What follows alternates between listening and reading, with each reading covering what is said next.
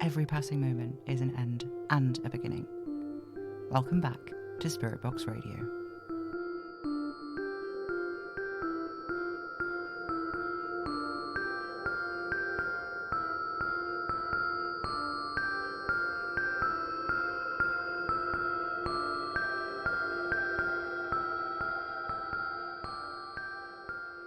Hello, faithful listeners. I've had a busy week this week. The search for former scaremongers is finally beginning to turn up some useful leads, so I've been going through them with a couple of forums members to try and determine which ones are the best for us to follow. What's fascinating is how few of them seem to have tried to go back to their former lives once they left the cult. I suppose they were always running from something, weren't they? So it makes sense that only a few of them want to go back. I suppose there's fear in it too. Fear of having to confront your mistakes. It's one thing to have made them, felt the guilt, tried to repent and tried to find a way to move forward in your life, but something wholly different to look at the people who once loved you and ask them to do the same. To them, you're all these things, memories that make up who they know you to be. When you ask for forgiveness, you're not just asking people to forget what you've done. You're asking them to accept you for the mistakes you've made and allow you to move forward in spite of them. Not everyone can do that, and that's okay. But it can be painful. Very painful. Like growing pains, but emotionally. I have to believe people are capable of change, but at the same time, I know that even if Em were alive, I'd have a hard time trying to have a relationship with her. I don't even really know what happened besides the broad strokes. Kitty won't talk to me about the rest of it. Anna still isn't talking to me at all, really. I think they think it'll hurt me. It's like, I don't know, like they think that the knowledge of what happened will make it somehow worse that it did happen. But like these things, they impact me, don't they? I don't know that I want all the gory details, but I think it would help to have a little context for why I am the way I am. Not that I have no context at all. And now is more important than then, but still, you know. The memories are there somewhere. I don't know if I want them back exactly. I'd like to read them like a book that I can put down whenever it gets too much. Am I making any sense at all? It's just strange, I suppose. It's a strange life. Maybe if I had the memories back, I'd understand why Anna won't reach out, still. It's been so many long months. And I know she wanted space and everything, but this much for this long? I speak with Arlo and they make it sound like Anna just needs time, but at this point, how much time, you know? Surely it gets to a point where what we need is to speak about it all, or never speak again. And I miss her. I want her in my life. It feels wrong that she'd just be gone. Like this, I don't know. I just want it to be all right. And if she'd even just explain, you know? Ugh, but it's fine. I shouldn't complain. It's not fair to her. I'm the one that did the bad thing here. I know it's not a punishment that she's not speaking to me, but it's hard to remember that when it feels so much like one. Anyway, I do have an augury forecast for you all this week, faithful listeners. I found this one in the microwave, oddly enough. The microwave is pretty new. Oliver's never had one before. He says they make him suspicious. Nothing should be able to cook food that fast which doesn't have arcane power, he says. Well, anyway, here's the augury forecast. There is calm in the eyes of storms. You cannot love life until you live the life you love. The crow flies north against the wind. If your hair is artificially coloured, this week is an auspicious one for new piercings. Those of you whose name ends in the letter L or Y, be wary of potholes this month. If you find your life cast in shadow, remember this. There are no shadows in an endless darkness. It is the presence of light that casts them. 7 sparrows settle on the fence. If you are a Scorpio, avoid switching laundry products without doing your research. Everyone can probably benefit from this advice, actually. Change what you can and know what you cannot. So concludes the augury forecast. Mixed bag, that one. Well, so it goes, I guess. Arcane things, innit? They're just sort of like that. I remember once Em said to me, sorrow is a shadow cast by joy, which I don't know. I've always thought it was a pretty miserable way of looking at the world, honestly. Like, happiness comes with an inevitable cost, and any good comes with a necessary price of something bad. She was talking about the arcane, I think. I don't really remember. It's in that funny part of my memory where everything is sounds and colours and not much more. At the time, I don't think I thought much of it, but I don't think I had the capacity for much thinking then at all, really. Who knows, honestly?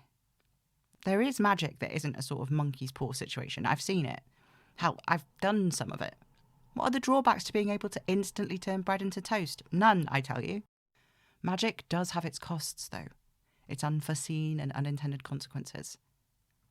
The less thoroughly you understand a situation you're trying to intervene with, the messier those things can become. Account for all eventualities. That's the best way to go about it, or the vibes can take a shift in a direction you don't expect. Even then, I suppose there's no avoiding consequences. Em's parents seemed to try pretty hard to make sure nothing bad went down with her, and they ended up dead, and Em was, well, she was Em. How much of who she was is a direct consequence of her parents' decisions? How much of who I am? The consequences are like this huge snowball rolling down a mountain, picking up more and more mass as it goes.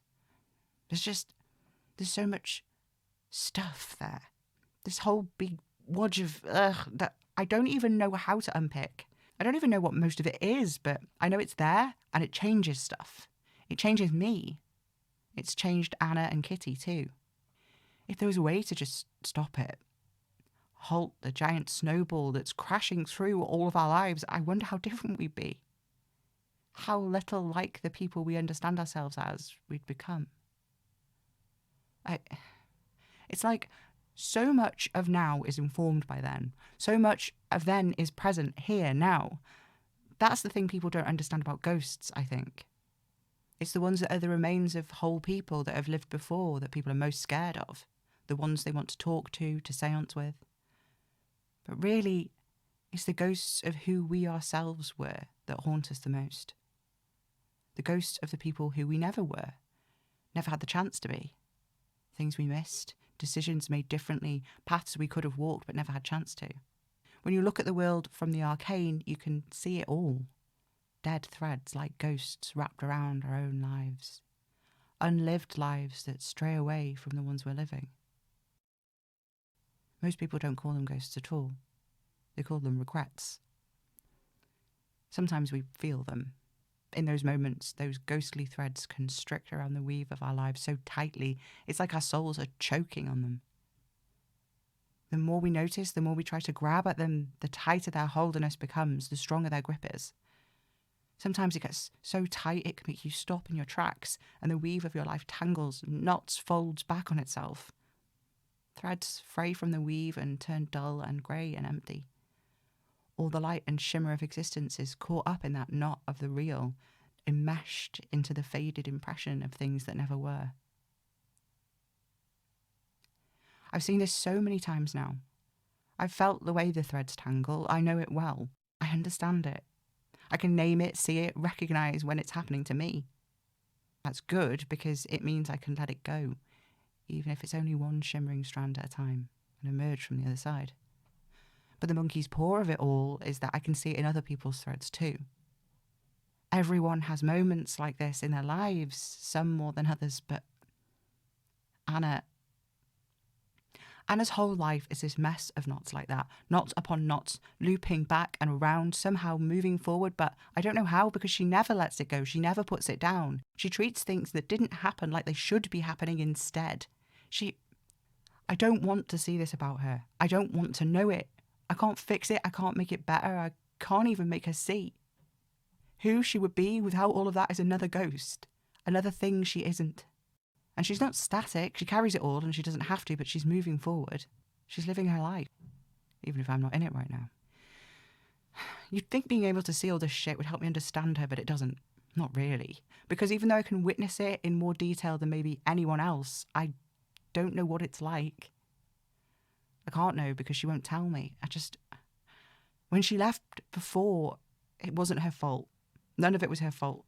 I know she was trying to live, trying to survive the only way she knew how. And she was right. She shouldn't have to parent Kitty and I. She shouldn't. She's not. But Anna has a gift, an arcane gift. She can hear truth in an instant. Knowing now what Em was like, how much of what she said was lies, how much of it was the truth twisted up. I can't imagine what it was like for her having to listen to it all on loudspeaker all the time, the falseness of it blaring out all hours of the day. It's not a fair thing to ask, I know, but I wish I could tell her how I think I'm feeling. Just because she'd be able to tell me, you know.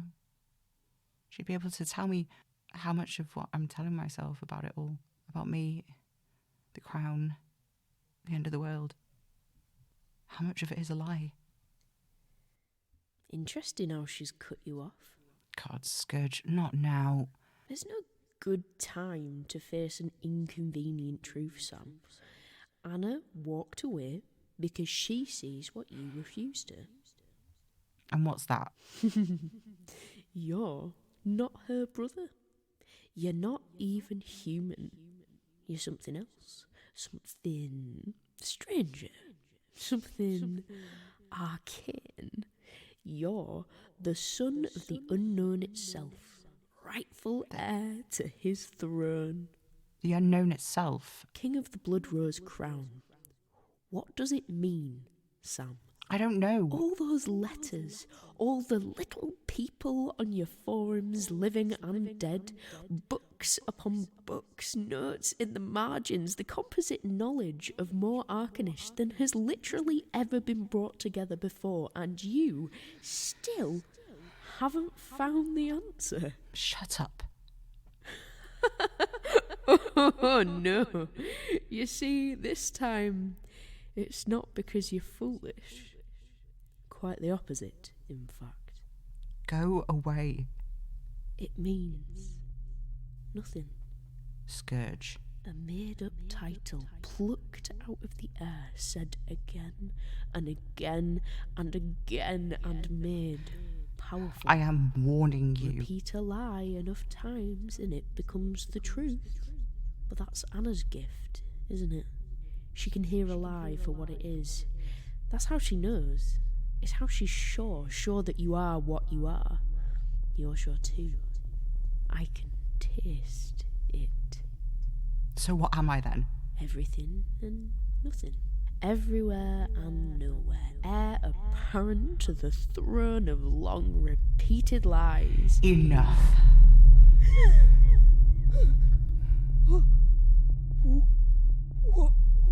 What did you do? What was that? Get out. There's less of me. Go.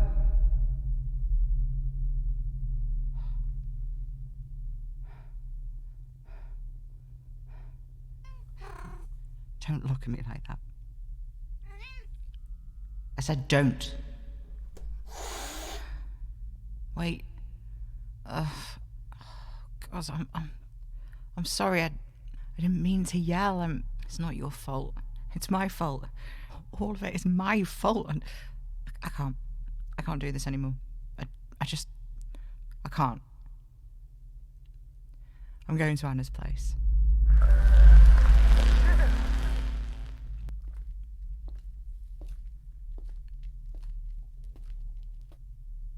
Anna? Anna? Are you here? Arlo? Anybody? Guess they're not home.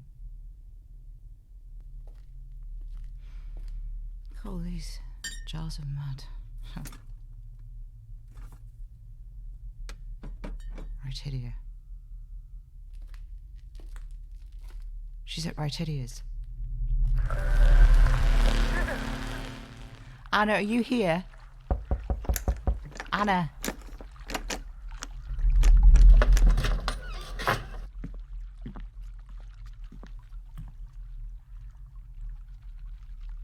Nobody.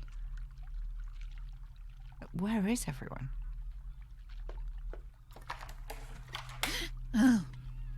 Oh, Samael. It's you. Yeah, sorry. Well, what do you want? You've not shown up here during your little broadcast before.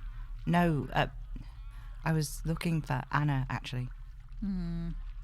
Yeah, well, she's been spending a lot of time here with me and the mud. Yeah, Arlo mentioned. I like them, too. Little odd, I'll admit, but they can hear the music and the bubbles, and, well, that's enough for me. Yeah. Cool. If Anna's not here, I'll just go then. She just needs some space. I know. So what are you doing here, then? I just... She's setting a boundary, and you're looking for ways around it. You know, you're just like your mother. Sorry, what? You know, if people don't want to be around you, they don't have to be. I know that, but... nothing! Sam? Anna. What are you doing here? He was just leaving. Yeah. Sam, wait. What? It's good to see you. Yeah. You too. Bye.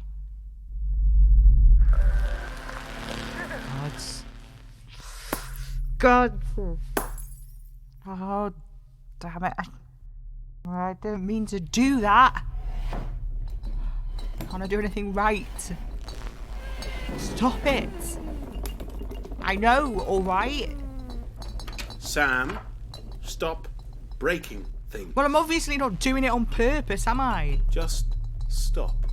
Breathe a minute. Ugh. What in hell's is going on? Rytidia, what does she know about any of this? About Anna, about Em? Rytidia? Sam, what are you talking about? You know what?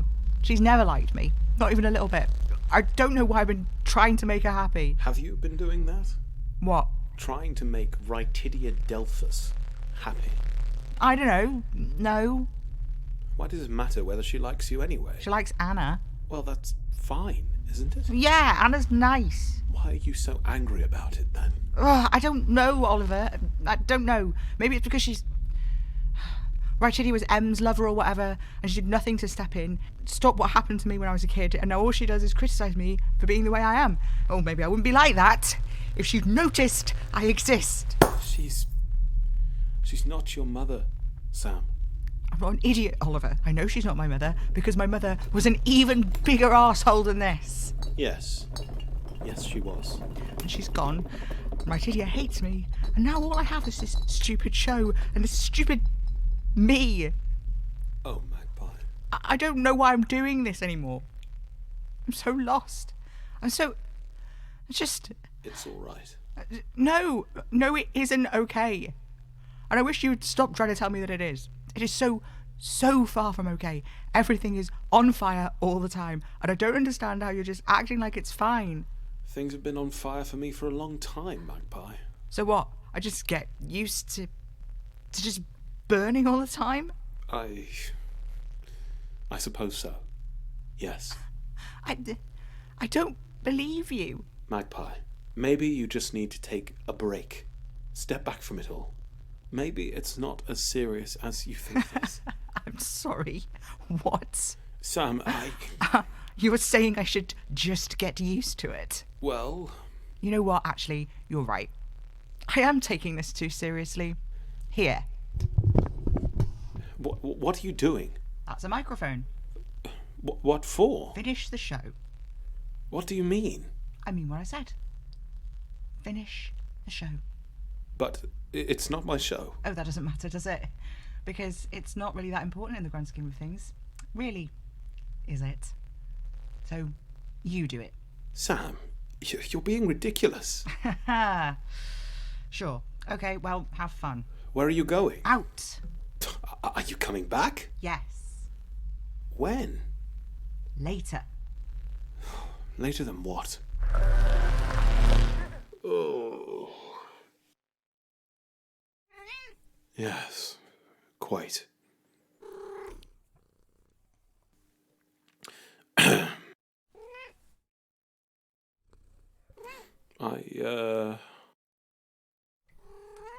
Uh-huh. You're very fluffy. Yes. I get the impression you're trying to help me, but... Should I? Okay. Hello? Oliver, Oh, Anna. this is the Spirit Box radio line. What are you doing on it? I have no idea. Sam just... He left. What do you mean he left? He just got up and walked out. Out of the room? Out of the flat. Where did he go? He just said, out. Yeah. Why were you calling, Anna? He just came to Right Hideous looking for me. I've been too hard on him, I think. It's just... Kitty, I don't know. It's a lot to process. My sister is an arcane being because my brother brought her back from the dead. There are a lot of swings and roundabouts. A lot to get my head around. So, were you going to apologise? For what? That's a no, then. You think I need to apologise for finding it difficult to process my sister becoming, I don't know, undead? No. You need to apologise for stonewalling Sam when his life is going to pieces. Wait.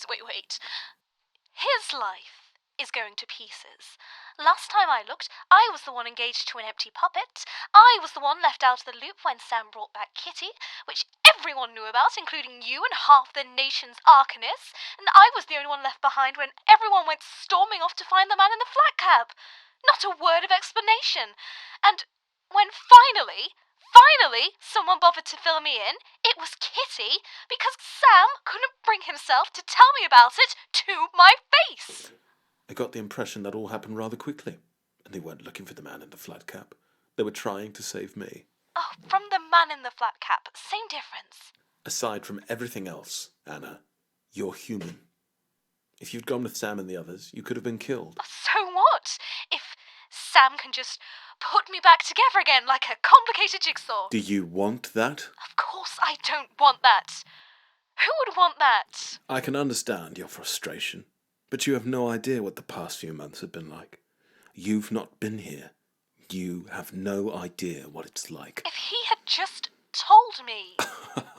Oh, of course. I wonder why he might be apprehensive about sharing things with you. You've been so supportive of him in the past. Well, you know all about that, wouldn't you? You knew the entire time you've known him that he was entangled in this conspiracy to end the world or whatever, and you didn't tell him. Oh my gods! Would you two stop? Sam? You heard that? Yes. It's on the show. The show is me, or I'm the show. I don't know how it works. It's interconnected, whatever. The specifics don't matter. You'll both be massive cocks. Sam! Oh, my... Are you going to lecture me about swearing? Seriously? Look, go to sleep. It's gone 3 and you are not a night owl. I'll see you tomorrow for coffee if you want to talk. When you're not exhausted and annoyed I showed up at Right Idiots, which she was right, was a mistake. Sam. Good night, Anna. Night. And you, Oliver. What? What the hell? What? You're my partner. You're supposed to... I'm supposed to what? I don't know. I don't need you to fight my battles. Don't snap at Anna. It's not her fault. I'm sorry. It's okay. Just... Why were you so mad? I don't know. I don't like it when people treat you badly. Sometimes it's like you try to do all your feelings about what's happening when I'm not around. No, I don't. You don't know what it's been like. You can't honestly expect me to believe that wasn't about what it's been like to live with me. I didn't think you'd hear. That's the thing. You don't need to protect me from your response to all of this. We're supposed to be a couple. We're supposed to be a team. I don't want you to feel like a burden. This is what I'm talking about. This bullshit. That's what makes me feel like a burden, not you having feelings in response to really difficult shit.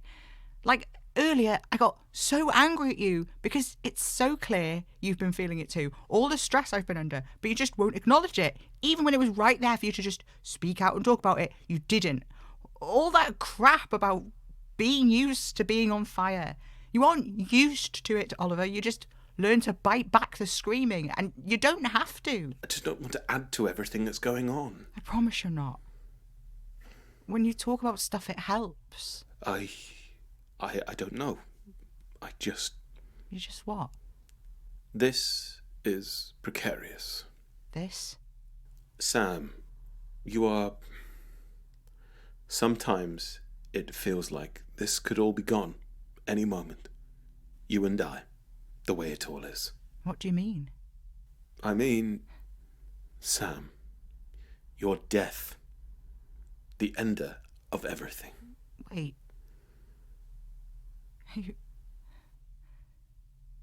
You don't think I'm going to do it? No, of course I don't. So what are you saying? It feels like there's this tiny, precious instance where you and I can meet and be together. And what? I don't want to lose you. Well, the good news is neither of us can die. Yes. It's going to be all right, love. You're right. But when you say it like you do, it makes me feel like there's something wrong with me for being afraid. There isn't. Of course there isn't. There's nothing wrong with you being afraid either. Thank you. So what now? I end the show, I guess. For good? No. Just for now.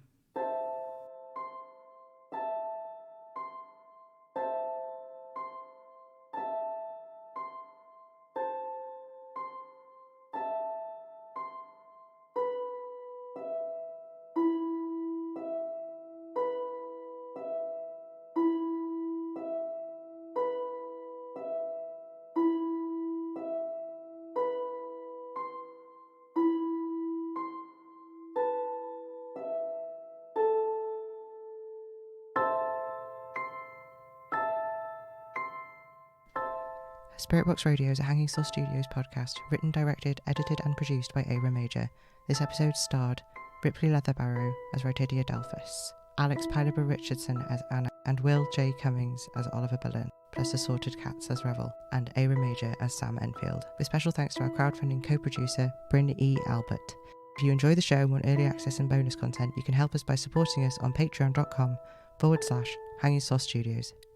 Spirit Box Radio is recorded in front of a dead studio audience.